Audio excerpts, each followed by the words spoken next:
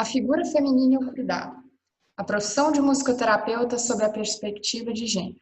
Sou a Beatriz Santos Gontijo, da Universidade Federal de Goiás. Eu sou a Nelisa Reis Amorim, também da Universidade Federal de Goiás. Bom, desde muitos séculos, as mulheres são vistas nesse lugar de cuidadoras. Seja cuidando dos doentes, dos feridos, dos filhos, do marido.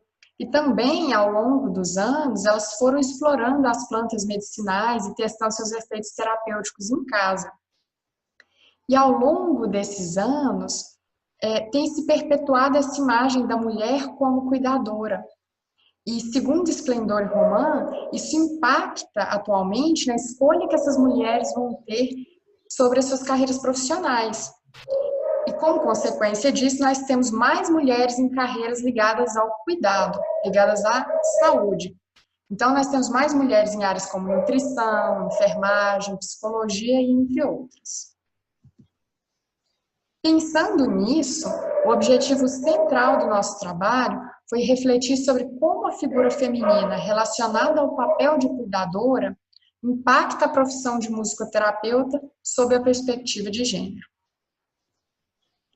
Para iniciar, é importante a gente falar um pouquinho sobre a relação do cuidado e a figura feminina ao longo da história. Tedeschi pontua que antigamente a mulher ela era restrita ao lar. Basicamente, os verbos que compunham essa mulher era cuidar, servir e nutrir. Em contrapartida, Kowalewski, Tortato e Carvalho falam sobre as mulheres como as primeiras farmacologistas, justamente por esse teste que elas faziam de modo muito informal dentro de seus lares sobre o efeito terapêutico das plantas. Contudo, durante a Revolução Industrial, ocorre uma quebra dessa relação mulher e lar, porque as mulheres começam a ingressar no mercado de trabalho, por ter uma mão de obra que era mais barata naquele período. Então, a mulher começa a se distanciar um pouco mais desse lar. E aí, com a mulher dentro do mercado de trabalho, foram ocorrendo outros fenômenos. E aí entra a feminização das profissões de cuidado.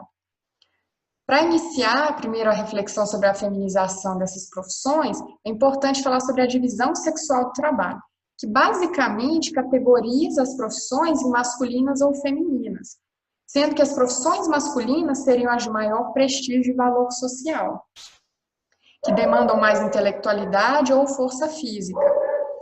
Assim, as mulheres são colocadas em uma esfera reprodutiva e os homens são colocados em uma esfera produtiva. E aí, Borges e Dettoni, em 2017, comentam que esse processo de feminização do trabalho na área da saúde especificamente é uma consequência dessa divisão sexual do trabalho, que faz com que o cuidado, que é algo tão atribuído à figura feminina, seja visto como algo informal. Por isso é algo que demanda menos esforço mental, intelectual ou físico. Então, essa feminização faz com que essas profissões sejam desvalorizadas. E pensando aí na musicoterapia, eu vou fazer algumas pontuações aqui para vocês. Pensando justamente sobre essas reflexões que nós te convidamos para pensar um pouco no histórico da profissão do musicoterapeuta e como tem sido hoje, como nós temos nos deparado para essa realidade. Há uma predominância de nomes masculinos como referenciais teóricos. Estou falando disso numa perspectiva do âmbito brasileiro, no que se é estudado dentro das universidades, seja de graduação, pós-graduação. Então, hoje, os nossos nomes de referência, o que nós mais escutamos, o que nós mais estudamos, tem sido Kennedy Bruchen, Evan Hood, Michael Taut, Rolando Benzer, Paul Nordhoff, Clive Robbins, Diego Shapiro, André Baldalizi, Ronaldo Meleco, entre outros, inclusive nomes também de referências que são do âmbito brasileiro. Em contrapartida, temos algumas autoras que também se destacam em âmbito internacional, como a Ellen Boni, a Mary Bristol, a Karine Ferrari e a Patrícia Pellizzari. E nesse âmbito nacional, a Lia Reggiani, Cláudia Zanini e também outras referências. Mas Benz e Edwards, eles falam que dentro da realidade dos Estados Unidos, há um número maior de mulheres na área da profissão de musicoterapeuta, porém, quando nós pensamos em publicações, pensamos nesse âmbito científico, há um número predominante de publicações masculinas.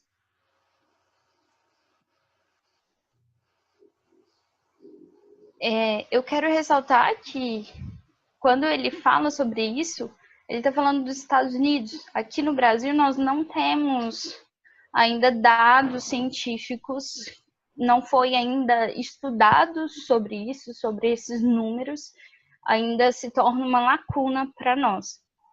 Então, pensando nessas questões, pensando nessa lacuna, nossa discussão, ela parte, primeiramente, a partir do que Tedeschi fala, ele comenta sobre a mulher ela ter sido perpetuada ao longo dos anos como cuidadora e vista como intelectualmente incapaz de assumir posições tanto de destaque como também serviços braçais.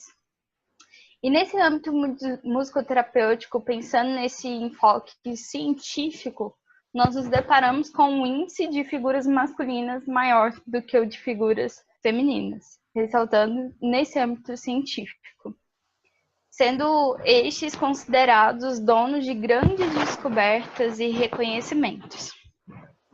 Quem trouxe isso foi Benz e Edwards esse ano de 2020. A partir disso, nós também convidamos vocês a pensar sobre as profissões com maior número de figuras femininas, elas tendem a ser pouco valorizadas em virtude do processo de feminização.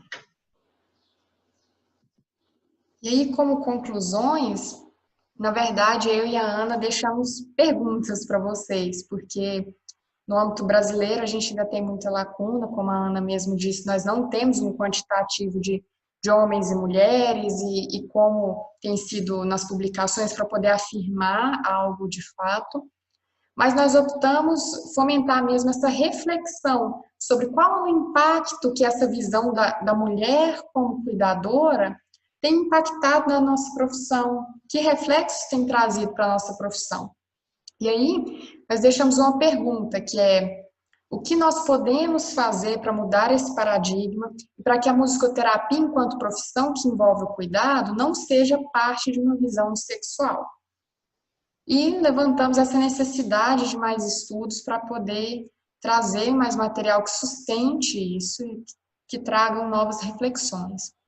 Essas foram as referências utilizadas e muito obrigada a todas e a todos.